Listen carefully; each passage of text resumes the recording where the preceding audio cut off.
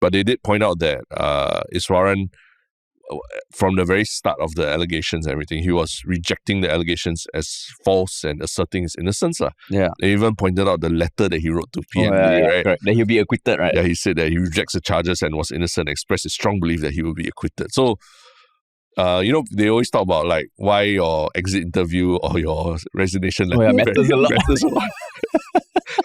I think this is a clear example that you really need to write your resignation letter properly. If you don't like sweating, especially when you're sitting on a chair, listen up. Because we recently got some Ergotune Vesbys, which is also Singapore's first office chair designed 100% locally. Now, we have talked about how they're super ergonomic with a bunch of features to make sure anyone can have a comfortable fit. But one thing that I love is the material it's made from. More specifically, the DuraWeave TM 2.0 hybrid mesh, which is a 4:1 blend of fabric and polyester. With a higher ratio, it has a much softer feel than traditional mesh without compromising on its breathability. And even if you want to get multiple chairs, these Vesbys are also personalizable with their Poppets TM. They're plug-and-play design elements that you can accessorize your chair with so you can make it truly yours. So if you want to get your own Vesby, get $20 off by using the link in the description with the promo code YALABUTPODCAST. And the promo codes are stackable with other discounts too. All the details are in the show notes, so check it out. And now, on to the podcast. What's up, everybody? Welcome to another episode of Yala, your thrice weekly podcast where we talk about hottest news with a touch of what, Terrence? Good old humor. Good old humor, man. Yeah. Wow. What a week to come back from paternity. I know, yeah. It's an exciting week. Like exciting. Like even yesterday, we already knew what our topic was going to be for today. Yeah. And I was just going to say, like, it's kind of crazy how after Taylor Swift and all these things, the hottest ticket in town now seems to be at court. Yeah, like everybody wants to be at court to watch all these proceedings. Yeah, and this is the first of a pair of proceedings that are upcoming, right? Yeah, because actually, no, there's one happening today as we speak. Ong Beng Sing is going to be charged. Ong Beng Sing, yeah. And then after that, Pritam Singh's case coming soon. I didn't know that you can get tickets on the day itself, no? Yeah. You have to queue up. Yeah, you have to queue up. The general public. So I think reading the chronology of like the case for Iswaran, I think they're reporting at 8:15 there were only 2 tickets left. I see. Two tickets. Yeah, that's why people have been queuing up early and all to be part of it. Oh, really? Yeah. There's some. I mean, even some school kids who went there early to queue up for it because they're interested in the court proceedings. Oh. So a lot of people are saying, "Wow, the kid will go far in life, you know." Wow, that's like a flex. You go queue before. Oh, Taylor Swift. I queue for Iswaran. So like a year ago, we were all about, everybody should go to Parliament to check out these things. Right? Yeah. Now it seems like everybody should go to court to watch. I think High Court is probably, I would assume, more interesting than just the regular Parliament. Oh, for sure. Because there's actual resolution. And the tension, it must be a wild thing to see. Yeah, correct. Yeah. I mean, hopefully, maybe we also will, at some point, we'll go by the courts and check it out. And then we'll be telling everybody, everybody should go and check out courts once in their lives. But not as an accused. While other content creators are going to, F1, this new restaurant, we're like, hey, check out High Court. Check out High Court. High Court is dope, man. But before we jump into that, how has the week been, man? Busy this way. A lot of news. Yeah. Every time something like this happens, a lot of reading occurs, right? And then this week it's also, I mean, there's stuff going on further north up the causeway with the whole VEP thing in Malaysia. And then it's Children's Day. Today's Children's Day. So yeah. That means Teachers' Day was a few days ago. Last month. 30th lah. No. Last month. Oh. September. I thought it's 30th September. No, it's 1st September. No. Early September. Yeah. Oh. Well, you've been too far removed from the education system. I have. I've been far removed from everything, man. Okay. Yeah. Dead brains. Dead brains. Yeah. Dead brains. Dead brains. But how has it been? Few days coming back to office and all. Okay lah, trying to find some sort of rhythm, some sort of cycle. Shout out to my wife for holding the fort while I'm gone. But I mean, most of the time she's doing most of the stuff because of like feeding and stuff like that. She's like we're doing a mix breastfeeding and bottle feed feed when I can . So do you feel that a month's paternity leave is adequate for men? Walao. I mean, with the knowledge that it's gonna increase next year, lah, right? And the shed, lah, right? Yeah. I mean, I think it's a decent amount. Of course, more would be good also, because I mean, like the babies, everything changes like every few days, every few weeks. So even you think like the end of week 3, week 4, okay, you know what? We got a cycle that works. It's gonna change. Yeah. So whether it's better, I don't know. Can you imagine like years ago there was no paternity leave? Yeah, that's crazy. So your wife gives birth on Monday, Tuesday, you're supposed to be back in the office. Yeah. And but there was a lot more reliance on the village to take care of the kid. Correct. Yeah, nowadays, nuclear families much smaller. Yeah. Do you think 1 month is enough? No, I don't think it's enough. I feel that the first 3 months are really, it's chaos, right? Yeah. And not just for the kid also, I think to also help take care of the mothers and all that. Yeah, exactly. It's a very different thing now. I mean, because a lot of times wives and spouses are also working, right? They also have jobs, and not say that they should be going back to work or what, but I'm sure they also have all these mental stresses. Yeah. With like stuff going on at work that you have to help. I mean, the husband should help to alleviate some of those concerns as well. Yeah, because I mean, even now, like the breastfeeding, of course, I can't do. I try to help out with everything else, lah. Okay, and there's a lot, lah. And I mean, you definitely feel the imbalance because like being a mom the first few months is damn shag. Yeah. And yeah, like I don't know it'll ever reach a point in time where it'll be equal paternity. I don't know whether some Nordic countries have equal paternity and maternity leave.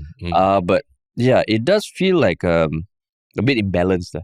Okay. Yeah, a bit imbalanced. Well, we're on our way to solving that problem by giving more shared parental leave to fathers as well, which will kick in next year.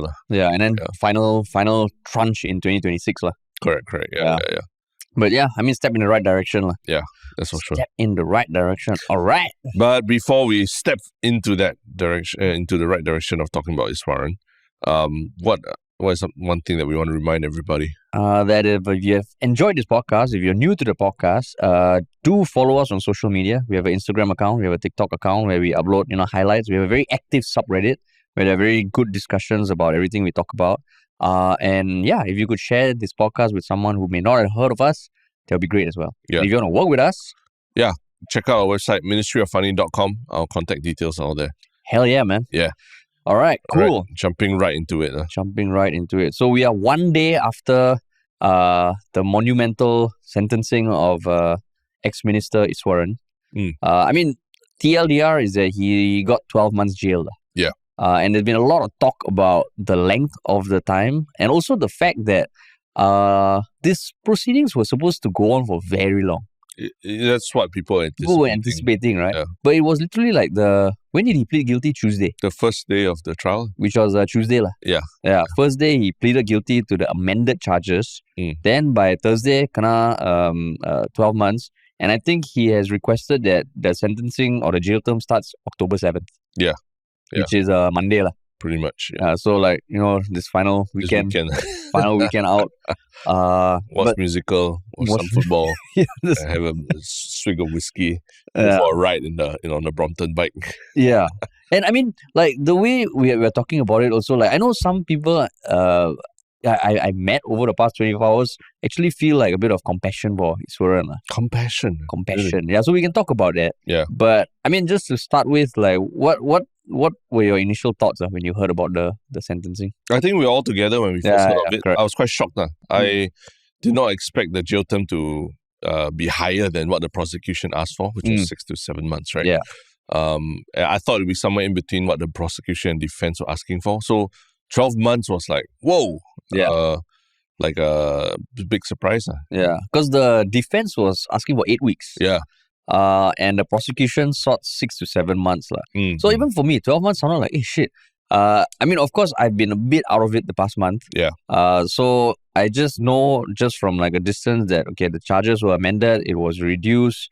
Probably a lot of conversations happened outside of the court.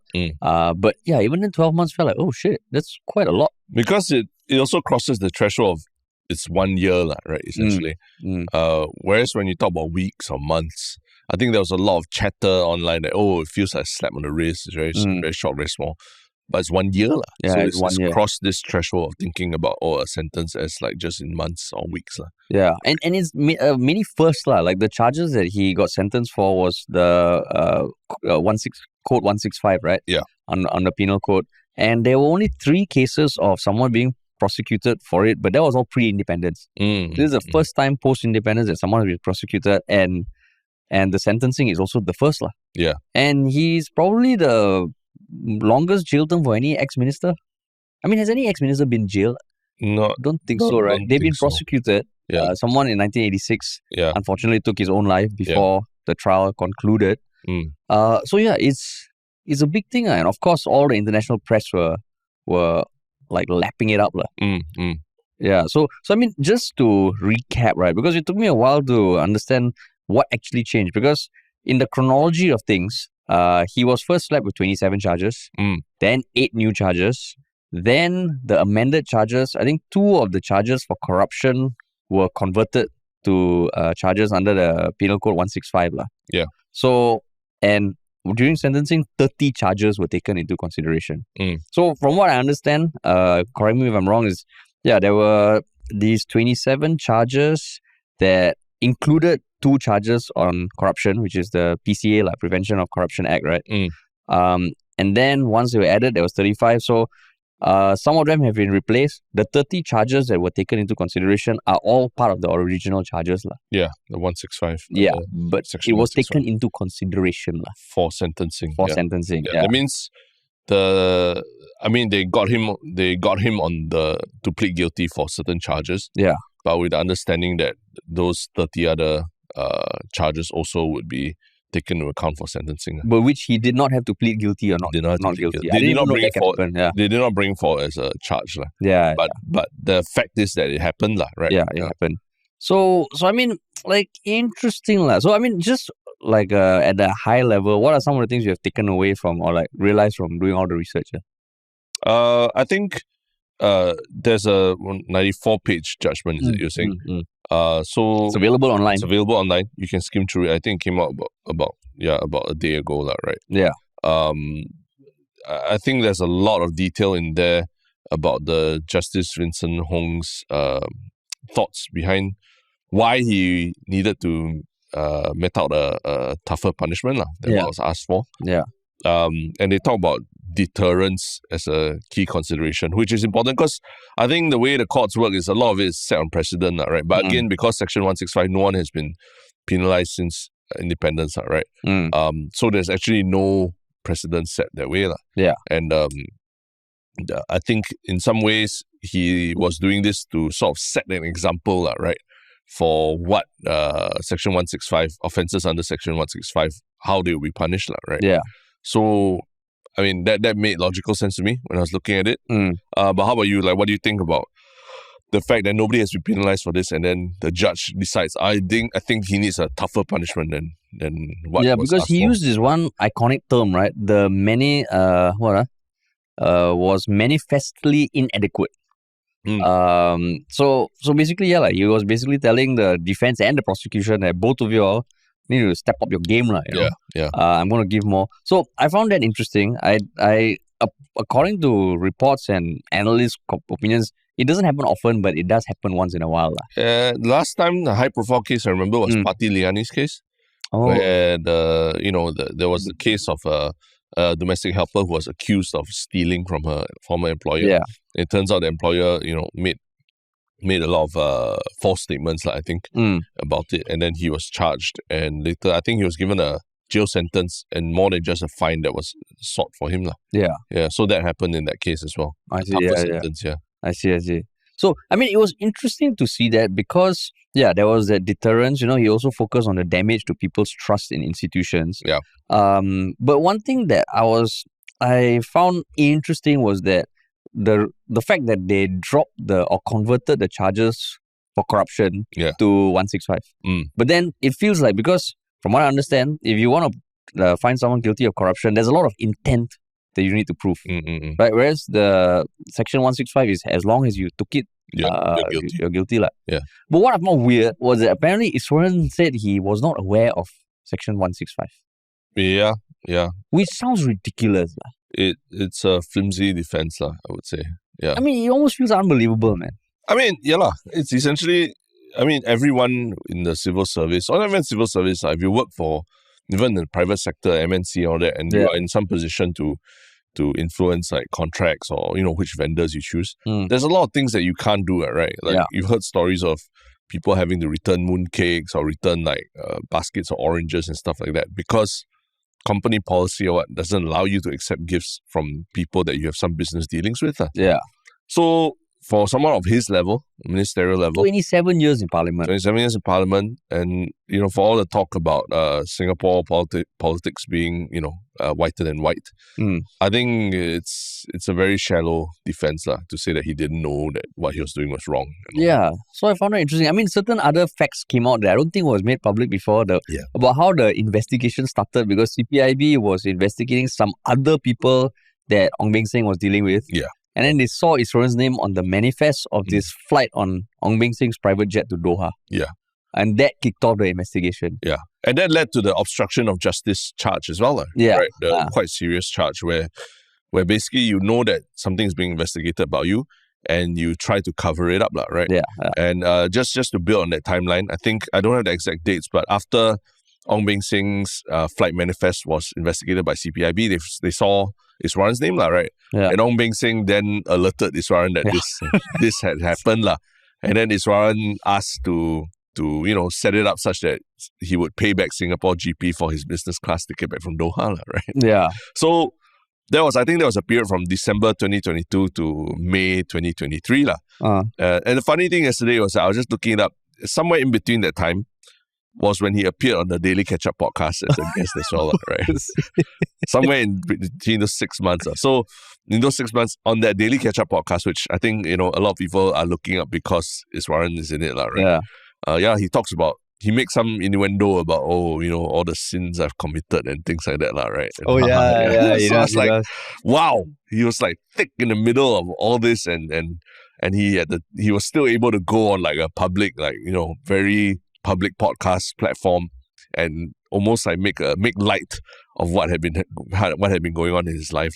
Yeah, which has a very shady feel. Yeah, you watch it, the way he smirks in the video and he talks about his sins, all that, you're like, oh, now that makes sense. Because the context of the Doha trip also, apparently Ong Beng Seng had been invited by a very high status person involved in FIFA to the World Cup final. And then he invited Iswaran. Yeah. And then Iswaran took urgent leave. Within 4 days. That's like 4 days. 4 days. Yeah. And enjoyed an all expenses paid trip to and from Doha. And I think his defense was that he wanted to see how Doha, manages a world-class event. Because it was during the World Cup.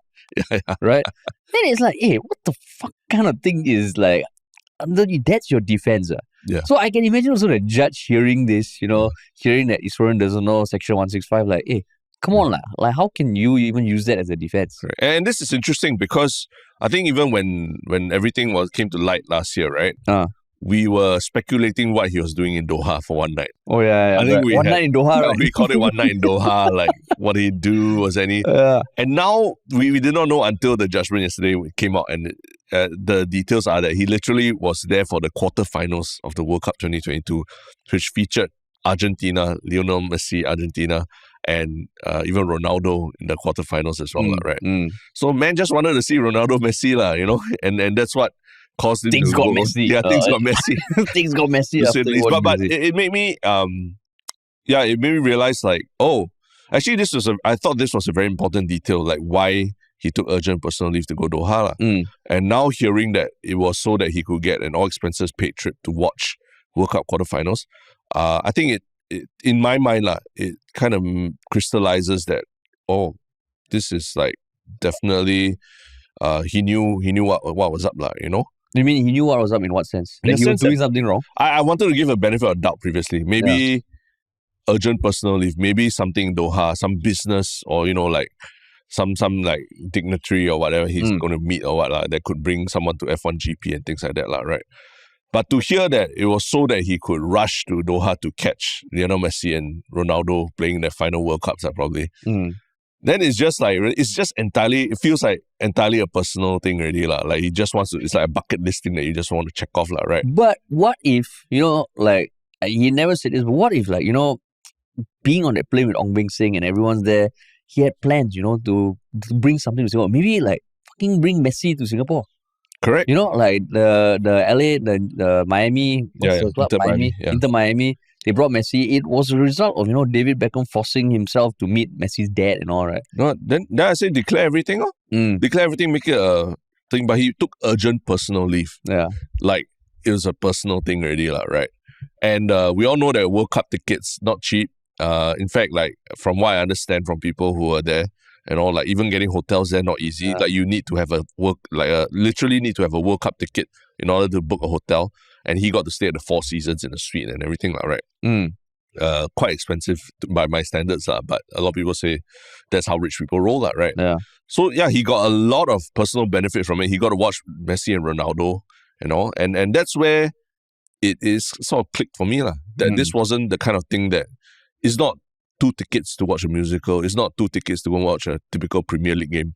It's tickets to watch probably a once in a lifetime kind of opportunity that is really only afforded to the rich and powerful people. Like, on a 4-day notice to sit on a private jet, to get the hotel in Four Seasons, to watch Ronaldo and Messi. That's the kind of thing that even if you have money, you might not be able to get, So it crystallized on me that, this guy really was, like, getting stuff that like, only rich and powerful people have access to. Then you think when he went back to office, he brought back snacks from Doha? I don't think he had that time in one night, man. Where you went for your leave? Just taking care of some matters. Taking care of some matters. But he's wearing like a Ronaldo shirt or something. Yeah. No, and I think Ong Beng Sing had a personal invite from, like what you said, a very powerful Qatar official or what, right? Yeah. To go and watch the I think it was someone involved in the FIFA. So I'm guessing it's not like, tickets in the top, the highest part of the stadium or anything like that. Probably good tickets. It was Mr. Hassan Al-Tawari, chairman of the World Cup Organizing Committee. Correct. So, to me, it's like, then you are being offered something that is not easily accessed by everyone else, right? Yeah. And so that's where, for me, it was a very important detail that has made me realize, okay, this guy, we used to talk about, it's just a few tickets. He just likes wine. He just likes musicals. It's nothing much. It's normal, right? Not rich people have those types. But this one kind of made it for me, like, okay, there's something in that relationship where he was getting stuff that he could not have access to. Yeah. Like, I think, like, even with money, it's hard to get access to something like that, to get to the World Cup quarterfinals and stay in Doha so easily. Yeah. Because, I mean, even for the F1 tickets, I think one defense was that these tickets were going to be given away for free or something. They were not for commercial sale. So it's not really impacting the revenues or anything, which also is a shitty defense. Yeah. But I think looking at all this, so, I mean, it feels like, okay, maybe to find them guilty of corruption will be harder. Maybe it'll really stretch it out. There's also the elections looming. So we don't know what discussions happen behind closed doors between the prosecution and the defense. But reading all this, it makes me feel like, oh fuck, this is pure speculation, but I feel like he can't be the only one doing this. Why do you say that? Because if he can so blatantly say as part of his defense that he was not aware of Section 165, if it had been happening over a period of time that is quite long, which is what the judge said also, right? It's over a long period of time. It feels like he can't be the only one who is that unaware of it. Of course, this is pure speculation. But they are making an assumption that he's actually unaware of it. No, I'm saying, like, I don't think he was unaware, but it was almost like, okay, this is how things work at this level. This is what needs to happen for things to happen at this level. Okay. Which makes me think that it is something that happens more often than we think. But doesn't that point to the whole, doesn't that like kind of reinforce the whole point that he is a black sheep within the family? You mean the only black sheep? I don't know whether only, right? But this thought of like being so oblivious to certain parameters of his job, right? That to us seemed blatantly obvious. Yeah. It points to a personality that, of certain narcissistic kind of trait that where people just don't give a shit about rules. And I'm sure you've met people in your life along the way who have no regard for norms, rules, and they feel that they are above certain things because, either they got a lot of money or they got a lot of power. But then isn't that a scary thing that, let's say we take the approach that, okay, he really has like some sort of personality that makes him do this kind of stuff. Yeah. He was in politics for 27 years. Then isn't it scary that he was part of the system for so long? As opposed to that he wasn't discovered. It wasn't discovered earlier, lah. Yeah, and he still managed to succeed because to me, I would lean more towards like, okay, this maybe it happens more often than we think. We all know elections are around the corner. There was a bunch of scandals last year. Yeah. So the government needs to take a stand, lah. So maybe he's the sacrificial lamb, lah. It's almost like because we don't know what also happened behind closed doors for the plea bargain, right? Yeah. But it just feels like okay, I don't think he's the only one, lah. I feel you're taking a lot of leaps. I am. Literally, I'm leaping the fuck everywhere. I feel you're taking a lot of leaps in the sense that I think reading the judgment and what Iswaran was offered and like what my whole spiel about the World Cup tickets and all that has made it clearer to me that it's almost a matter of personal failing. That because of his involvement in F1 and subsequent like relationship with Ong Beng Seng, right, that all these things were suddenly were afforded to him, right? Which maybe earlier in the career, less so, I don't know. Yeah. But it seemed like with Ong Beng Seng, you could within 4 days suddenly get this really once in a lifetime opportunity to catch the World Cup quarterfinals on a private jet and Four Seasons hotel stay, right? Yeah. And so I don't know whether it's something that people change over 27 years or so, right? He could have bit by bit eroded that sort of that filter in your mind that is slowly eroded, right? In terms of thinking about whether to cross the line. And plus, he's like the F1 guy, you know? Yeah. You get there's a certain drunkenness that comes with power and recognition, right? But that also means that everyone around him, like, kind of drank the Kool-Aid, Again, is a leap. Yeah. But I just find it like, okay, you have to take personal leave. At some point, someone in your circle at work will know what you're doing or where you're going. Yeah. So unless he was evading every single thing, but boss, this one cannot. Yeah. It just feels like, he's not the only one, So again, it's a leap, but that's the feeling I get, And that's what we lost when he didn't contest the trial. Yeah. We lost the opportunity to hear what witnesses. Because even his assistant was going to be a witness, right? Yeah. His wife was going to be a witness, in fact. So we lost the chance to understand like why, how the CPIB came to their conclusions and all. Yeah. So that's why his decision to plead guilty probably took a lot of that into account, Probably, yeah. But I still feel like we can look at Iswaran as for now, right? Yeah. As this isolated case where, he's someone who has a lot of weaknesses, musicals, wine, football, and Brompton bikes and things like that. And I mean, that's not the weakness, That's not a weakness. I mean, as in he's got a lot of vices that he enjoys. I mean, even Brompton bike, like musical football. I think maybe he has a predisposition to the finer be things. Tempted by these kind of things. Because at the end of the day, all those things don't cost a lot of money, but having access to them on a regular basis, which you can tell he did, kind of tells me a little bit about his character. I don't know if Chan Chun Sing is the same, for example, right? You look at Chan Chun Sing, does he look like that type that enjoys all those things?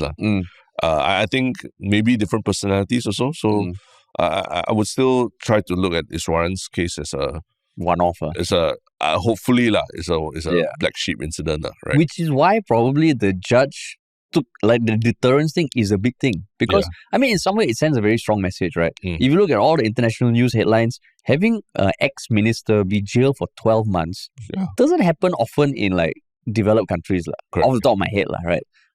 And a lot of the headlines or the subheaders kind of said that, squeaky clean Singapore, incorruptible Singapore. So it sends a very good message out. Yeah. And I think it's a very, it benefits the government a lot by having this be the sentence. And there's such a tough stance taken by the judiciary against a high-ranking politician. Yeah, exactly. And I mean, he was a minister up till March this year. He's not 10 years ago minister. No? Yeah. Right. So it just feels like, okay. I mean, whatever scandals and all, I do think that this regains a bit of public perception that, they do take a hard stand on this. Because, I mean, the judge also did say that Iswaran, although he disengorged, right, which meant he paid back everything. Weird word also. But it sounds like, part of me was like, shit, the intestines spilling out or something. He paid back everything, right? Paid back everything. And he said, I think the defense was also that he's remorseful and everything, right? But they did point out that Iswaran from the very start of the allegations and everything, he was rejecting the allegations as false and asserting his innocence. Yeah. They even pointed out the letter that he wrote to PMD, right? Correct. That he'll be acquitted, right? Yeah, he said that he rejects the charges and was innocent, expressed his strong belief that he will be acquitted. So, they always talk about like why your exit interview or your resignation letter matters a lot. Matters a lot. I think this is a clear example that you really need to write your resignation letter properly.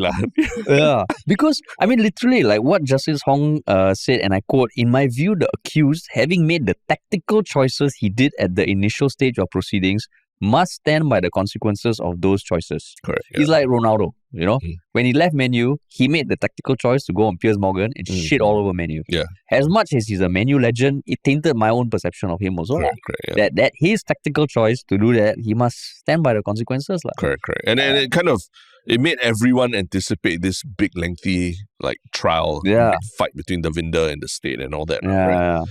So you can't say that just because you turn around and suddenly plead guilty means that there was no reputational damage done, right? Yeah. So I was like, so in that sense, that's why again I feel like maybe it's a case of Iswaran being really like a black sheep in that way, Yeah, so I would still lean towards the others that, okay, I think this is something that maybe the government said, we need to nip this shit in the butt. Okay, our reputation has taken a hit already. We know some of you are doing this shit. This is like, in the movies where they cut off someone's head and put it in the center of the village. Yeah. So everyone sees, it still feels a bit surreal that he's going to be in jail for 12 months. I know we were talking about it separately, whether there's like a white-collar prison or something. Apparently there isn't, right? Yeah. There isn't. So everything you saw on the CNA documentary, Iswaran will be going through that. Yeah, but I mean, you just go on Reddit and you just search a little bit about this, whether it's a white-collar prison. People say there's no white-collar prison, there's just Changi prison, but definitely they say that there's differential treatment. Because there's high security. The CNA documentary is the high security prison, is it?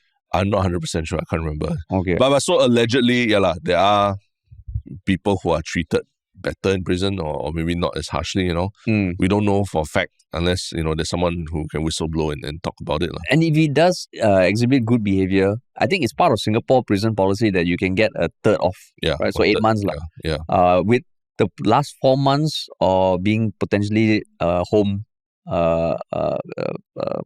custody. Yeah. Right. So that might happen. So he might make it in time for F1 next year. Yeah. Right. Might, yeah. It's just weird. Like, I think his whole jail sentence, it's going to be interesting to see how that unfolds. Correct. Because there will be the time where he's brought to prison. He'll be decked out in the standard prison wear, I guess. But you won't see it. I don't think you'll see these things. It's not that's public, true. Right? That's it's true. not public thing, But yeah, I mean, last night also, Lawrence Wong, there was a statement from PM Lawrence Wong on the sentencing as well. You can find it on the PMO website. But what do you think of his statement? It wasn't just factual. Yeah, it wasn't just like what happens. It wasn't just a press release. He used words that, convey emotion. Disappointed, saddened. He kind of felt like he was expressing some sort of acknowledgement of what Iswaran has done in the past. He ends off by saying, the personal pain we feel when a colleague and friend has been jailed. But of course, he counters that with like explaining why it is important that this wrong be righted. To quote him, he says, "As painful as it is to act against a colleague and a friend, it is our duty to do so when necessary." Yeah. So well worded. Well worded. And I guess that's what Lawrence Wong is good at. What? Like talking about tough things with a layer of humanity. Which can't be said about a lot of politicians. Yeah. So kudos to him for that. But it is also, to me, it just feels like there's a lot of things we are seeing. I just wonder what's happening in the background. That's why I think Ong Beng Seng is going to be charged later today in the afternoon.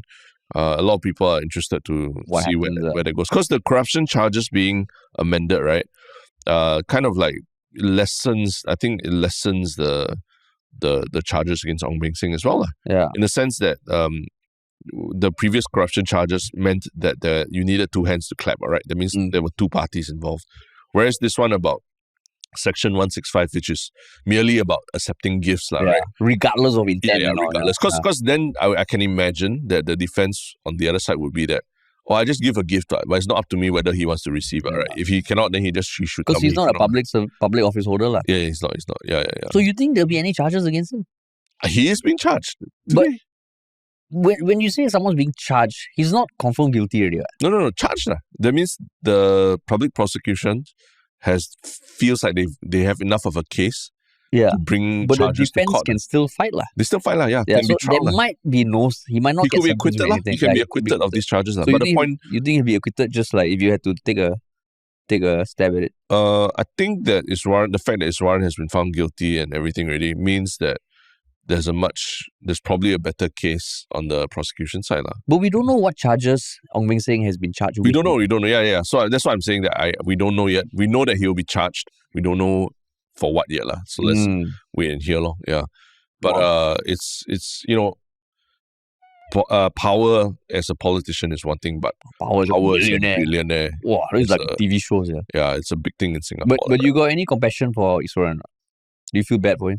No, I feel vindicated I feel more vindicated than before that he was a black sheep in the family because of that little detail of what he did in Doha. I wanted to give benefit of doubt Doha. So that Doha thing was a turning point for you? It was a big thing for me. I felt like we really needed to know what was that urgent personal leave he was taking for, and you read it, you're like, oh, so that's what you were urgently going to Qatar for. It kind of makes it different for me. For me, the turning point was the fact that he said he was not aware of the Section 165. Okay. Yeah, to me that is like, what the hell are you talking about? We don't work in government and we know about it. You don't know about the section, but you just know the practice that you can't you cannot receive. So exactly. That to me was like, okay. But I mean, I was just thinking like, like, it feels like he's some people, when you see them, you hear them go to jail, right? You'll be like, okay, that person will be fine, can manage. Where does Iswaran fit on the scale for you? Where does he fit on the scale? Like, some people, you cannot imagine them going to prison.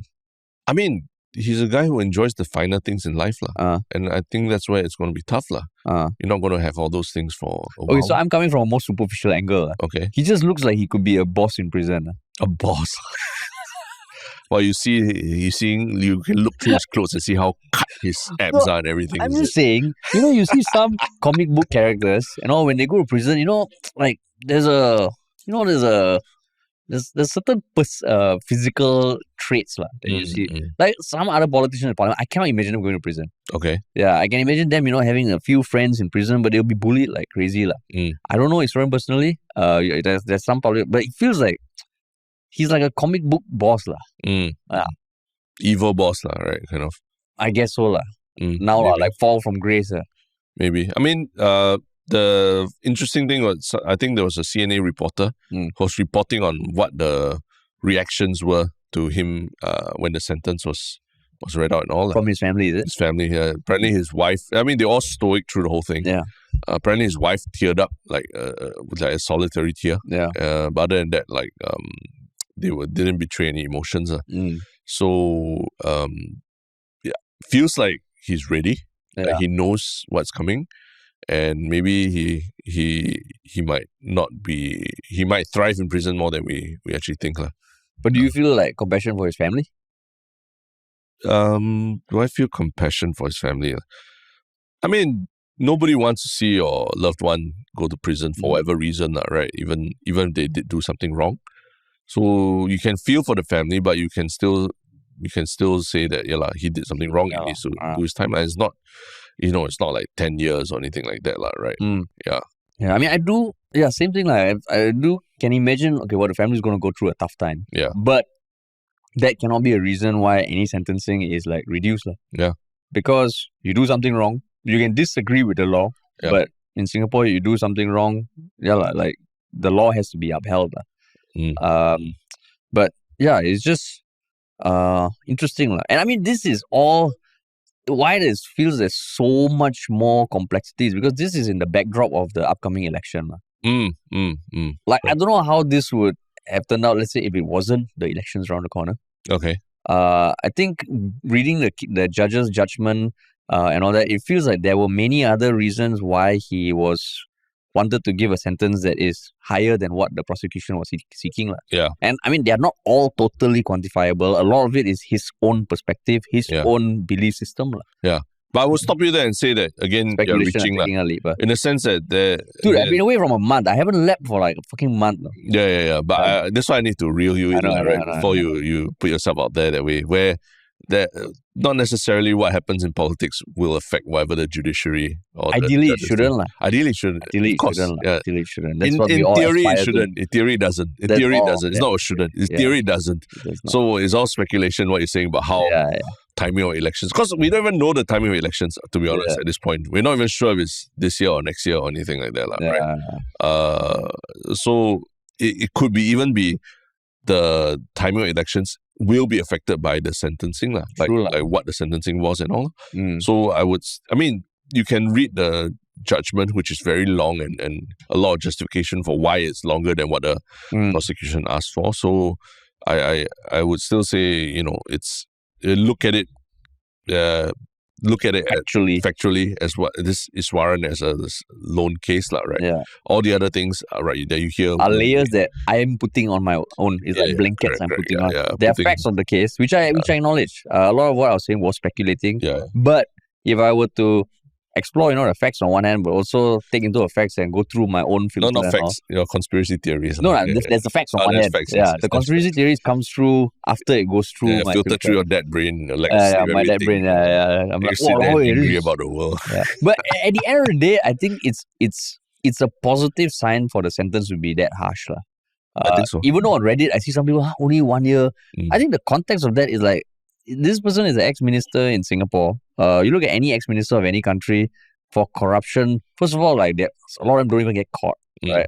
A lot of them, like, there's so much more at stake. This one, I think it reinforces our goal to be corruption free, Correct. So I think it's in a positive light, Yeah. It's a I guess a slightly more positive ending to what people saw as a bit of anticlimactic trial process, right?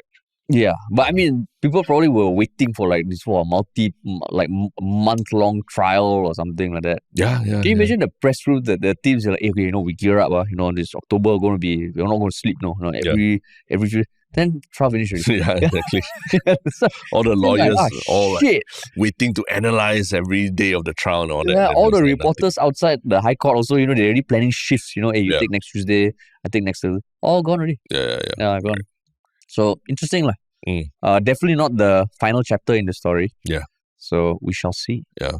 But it's funny that this whole thing, a lot of it was linked to F1, right? Inextricably linked to F1. Iswaran, because our following story, the slightly goofier topic, also has some linkage to F1 as well, right? Yeah, man. Yeah. And what is this story? It is a story that of a Singapore artist finding that their artwork was distorted and used without permission for a mural in the Bras Basah food court, which has since been taken down. Yeah, I think it was taken down like 24 hours after the artist, whose Facebook page is Pok Pok and Away, taken down. And it was basically like it was something that the artist is a single person, right? Is it a? I think he was actually commissioned to do during F1 in 2020 after it was cancelled. So he was approached to draw an illustration depicting the 20 F1 drivers immersed in local Singapore scenes. And that was done. But then the artwork displayed at the Shifu food court at the renovated Bras Basah complex showed the same artwork, but with some parts that were a bit distorted. And I mean, the Bras Basah complex Facebook page, and they've all come out saying that, okay, they were not aware because I think it was commissioned or done by the contractor. Right. So they have taken it down. But what aspects of this story stood out to you? Or what made you want to talk about it? I think the fact that it was quite blatant stealing, right, of the artist's content. And according to the artist who, has made a few Facebook posts about it, the resolution hasn't been ideal also, right? In a sense, I think Bras Basah complex itself and nor the contractor who was doing the artwork and all these things have not actually reached out and found some kind of proper resolution with the artist. And the artist makes a very good point about the symbolism of Bras Basah complex as well, right? It's a place where a lot of art students, people who enjoy books and arts and all these things, they congregated since early in the day. So for them to like outright steal like the art from one of these artists, right? It's just a very it's very ironic to say the least. Because at one point also it was attributed to NAPFA students, right? Yeah. But they decorated some other parts. Yeah, the exterior. Yeah, so I mean online a bunch of different angles like some are saying, I think there's some chatter on Facebook, the post by the artist saying that okay, but at the end of the day, here was an operator who wanted to feature local art. But they have since had to take it down. They've had a lot of negative comments flung at them. And it's not a good thing for the art community. Yeah. And they had an exchange with the artists themselves. Then another angle which someone pointed out, which is true that because yes, it's a food court, it's at Bras Basah complex, which is iconic and resonates with a lot of people, it shouldn't be seen as it was stolen by the whole complex or by the public. Yeah. It was ultimately the work of the contractor. And I wouldn't say just the contractor. I would imagine the people within the complex, they also cannot absolve themselves saying we left it completely to the contractor. Yeah. It just feels like in this day and age when you're coming up with a design, I guess it's still not common sense to think about who actually came up with the design. Which was the surprising thing to me. That it still continues to happen. Which the artist also calls out. He says that he feels that Shifu, the food court operator, right? You don't, when you are designing the interior of your store or retail store or food court, 100% you will have to approve whatever drawings exactly. that the ID comes to you with, right? You don't just tell the ID or just put whatever you want there, You have to approve it, you have to see it, and when it's built, you see it in person, right? And if there are IP violations, I think you should be concerned because you're also setting yourself up to get sued, right? Yeah. So I feel that the tone that the food court has taken, Shifu has taken, is a bit too Tai Chiing it to the ID and don't want to identify who the ID is or anything right? Yeah. And just because you take it down means no damage done, man. No it's like what we said about Iswaran, just because you pay back the thing doesn't mean that no damage was done. Plus the fact that I think the fact that they tried to use AI to regenerate. Is it confirmed it's AI? No, but it's a mangled mess of I thought there was some clarification that it wasn't AI. I don't know if it's AI or it was maybe they reprinted certain parts, But you look at it, you try to look at it closer. I haven't gone in person to see this mural. I don't think it's anymore. But you look at the pictures close up, it's like nightmare fuel. It's just random things like lying one around. Part, right? Yeah, just one section that is outside of the scope of the actual original picture, you see. The fact, I don't know, maybe a speculation, but maybe it came to the mind that, if we just take the art and then we add on a whole section using AI to regenerate certain parts, then it becomes a modified or a new original piece already. Yeah, Creative Commons kind of thing. Yeah, they cannot be sued for it or whatever already, Yeah. So, I just, firstly, the mangling of the art is kind of disgusting. Secondly, if it was for that purpose of trying to avoid any kind of legal implications, then I think it's also kind of screwed up. Maybe it was just the person who was painting it just fell asleep. Just like, this mural is damn big. You need to be on drugs or something to paint that. Even. It was the faces, is it? No, just faces, the whole structure. I think they readapted parts of the gardens by the bay, the super trees, and then it became this big mess of like stuff in the sky and buildings and clutter on the floor. And it's only one side, right? Yeah, just one. So maybe they section. painted the first half, then someone said, "Hey, this is someone's IP." Yeah. So, okay, we just changed the second half. Modify it. Yeah, just modify the second half.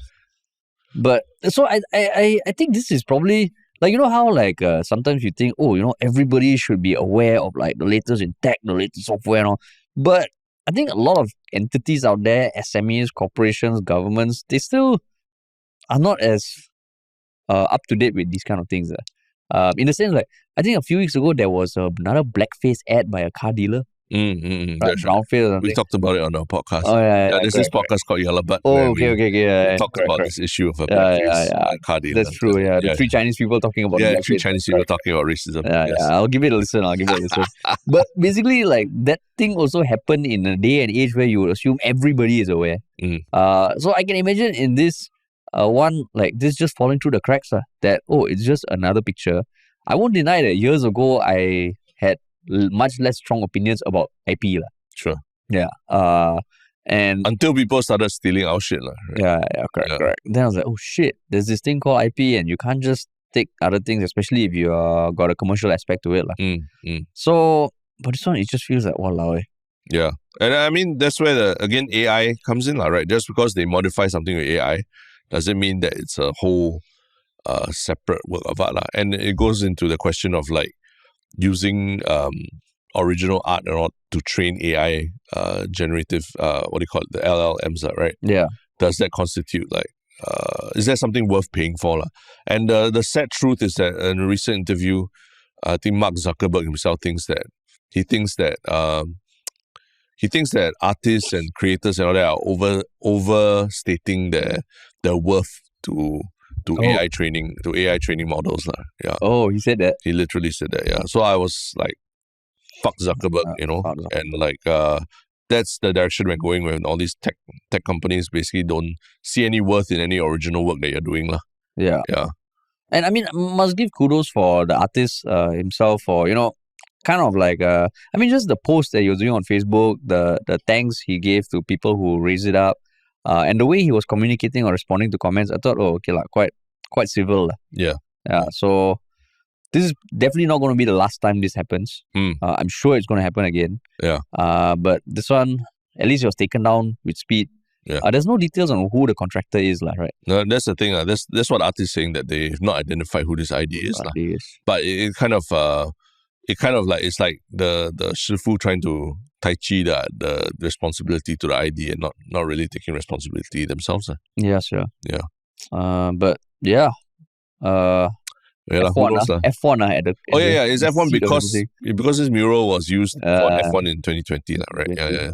But I mean, one day we might even see AI generated blackface advertisements. Oh yeah, then you're like, oh sorry, AI. AI. Yeah. I never do anything. Man. It's not our fault. Oh, that's true. That's the dystopia that we're going. Then we'll need like another 3 Chinese people to come together. No, then someone might make a normal ad, but they use AI to put blackface on. Oh, like a blackface filter just to fuck another company. Yeah, exactly. Wow, that's the future that we're blackface filter. We're barreling towards. Yeah, man. So don't. Yeah, AI has its dangers. AI. Yeah. But yeah, man. Yep. Cool. But cool. So, what is your one Shiok comment since you came back? Oh, this one Shiok comment is like amazing. Amazing to this Redditor who has we've shouted out to before for his amazing memes on our Reddit. And he did a Reddit of let's see, what was it?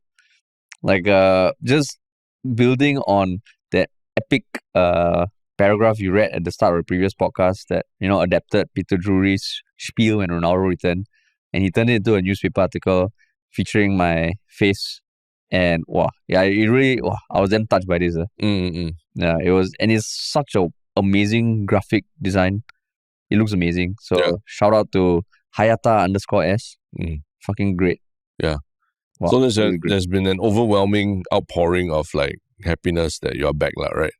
But there's also a comment from Sudin on the most recent episode of the podcast. Oh, that's your one shot comment, is it? After I read it, I was like... Yeah. Pointing out that it's not the main point of the story, but I'm not sure why Harish thinks the property agents are from Malaysia. I don't know. I'm guessing this is likely because they were doing the interview in Malay, but it doesn't take long to check the TikTok page to see that they are real estate agents in Singapore. And this was he makes a very good point at the end.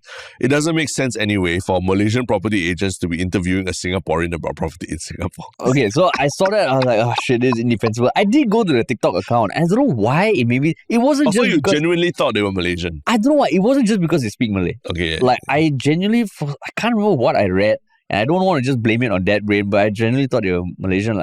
But I will I will rebut the point that why does it doesn't make sense anyway for Malaysian property agents to be interviewing a Singaporean about property in Singapore. I can totally imagine a Malaysian property agent coming and doing exactly like an interview like that. Possible. Yeah, but I admit, okay, that was a mistake on my part. Yeah. I mean, I come back after 1 month and pick on this kind of thing. No, I just need to find some balance. There's too much positivity. You knew that was going to be my one show comment. The meme that Hayata underscore. There's so much to choose from. Everyone saying, wow, Harish, you're so missed. Life feels complete again. Harish, wow, Harish this, Harish that. Bring some balance back. And I'm like, hey, don't let his head get too big. Why? He just shaved off all the hair and now you're making his head big again. Yeah. Yeah. I mean, my new self-centered self, right, wouldn't is able to stay mature about this, Terrence. In your immaculate maturity. Yeah, that's right. But yeah, that was my one show comment. That was your one show comment. Yeah. What is your one show thing, man? Do you have yours already? Yes. Oh, yeah, okay. So, was this a one show thing previously already? Which one? Does the scale of life sound familiar? Yeah, it's familiar. Okay, wait, then... Don't worry, I have mine. Okay. Yeah, there's this video, Veritasium. It's a YouTube channel about, science and other interesting phenomena around the world. But they did a video recently called, I used to hate QR codes, but they're actually genius. So they go into a history of QR codes and like how QR codes actually were developed. And the cool thing is that, unlike a lot of these kind of videos where they talk about the history or something, but most of the time it's, gleaned from their own research and all that. They actually managed to interview the creator of the QR code, which was this Japanese guy, right? This Japanese dude who, I think he worked in a factory or something, and he needed a car factory, I believe. And he needed a more efficient way for all the different parts of the to be identified. And there were little details like barcodes couldn't really work because engine oil, when it gets on the barcode, it gets very hard to read, things like that. So then he came out with QR codes, and they go even into the science of how to read a QR code thing. And is it? It goes into a lot of math about like 5 dimensions and all these things. But it's kind of crazy, and it make me like, every day, we use QR codes, but we don't really understand like what is going on when you use a QR code. Yeah. But now I actually see some details in there. It's a bit like the Matrix. Like that. Now you can read. I can read the QR code thing. No, I can't. When I show you a QR code, you're like, there's one for the economy rise down the road. Yeah. You can identify certain things that are standard for a lot of QR codes and why certain things are certain ways. But did it say anything about how QR codes potentially got a big boost during COVID? Of course. That was the main thing. Yeah, that was like a sliver of the video. The video gets very technical. The details. It gets very technical. But the cool thing is, they actually interviewed the creator of the QR code, and he talks still alive. Still alive. He's a Japanese dude, and he just talks about, and he speaks in Japanese, and he talks about what he thinks the future of QR codes could be, and what was the most interesting implementations. So like what? What is the future of QR codes? Color. Now QR codes are all black and white. What if color starts in? Then you open up new things for QR codes also. So it's quite interesting that something we interact with every day, but we don't necessarily know how it's linked to barcodes or to Morse code and things like that. But this video did a very good job explaining it. Wow, that's cool. Yeah, cool. I remember there was this one public installation. I don't know in which country, but it was like a series of like small pillars out in the open. And at a certain time of day under the sun, it will form a QR code that's scannable. Right. But it only lasts for a few minutes because the moment it goes out, you can't scan it anymore. That was very cool. And he talks about drones. Drones being used to form QR codes in the sky. Oh. That's pretty crazy. Yeah. Wow, that's crazy. Yeah. So what is your replacement one shock thing since you... My one shock thing is, I know like Silicon Valley, tech companies and all, there's a lot of like, negative sentiment towards them. But there's this one guy, Paul Graham, who's like one of the legends of Silicon Valley. I think he founded Y Combinator, which is one of the biggest tech accelerators in the world. So he has his own blog where he posts essays. And they all tend to do with like starting your own company, entrepreneurship, but there's also life lessons and all. And recently he wrote one article called Founder Mode, which came out in September 2024. Where he talked about a talk he attended recently by Brian Chesky, like one of the founders of Airbnb. Yeah. And it was about like how the conventional wisdom about running companies and how that's wrong. So, I mean, like, I won't go into the details of what he spoke about, but his collection of essays, right, are actually damn good. And what I like about it is because they're not long, they are written in very easy to read language and very thought provoking. Like, have you read any of his essays? No, Paul Graham essays? No. Is it like his website is super basic? It looks like from the 90s, lah. But the titles are, when to do what you love, founder mode, the right kind of stubborn, how to start Google, how to do great work, how to get new ideas. And each of them are like just one page long. Sometimes it's just like 2 paragraphs. So I highly recommend people just check it out. I think it's over the years. The earliest essay was 2016. I think I've heard of him. Yeah. Yeah, I mean, he's quite a legend in Silicon Valley. Yeah. But yeah, his essays are good, lah. Okay. Yeah, I like them a lot. But yeah, that's my one Shiok Thing, man. Cool. So yeah, awaiting what happens at the Ong Beng Seng the charges now, right? Yeah. And then there'll probably be something to discuss Monday. Back to the grind. Yeah. In the meantime, if you enjoyed it, please do follow us on social media, share our podcast. Because we're gonna continue to crank them out. Yeah. And if you want to work, you want to work with us, do go to ministryoffunny.com or email us contact@ministryoffunny.com as well. Hell yeah, man! All right, talk to y'all soon.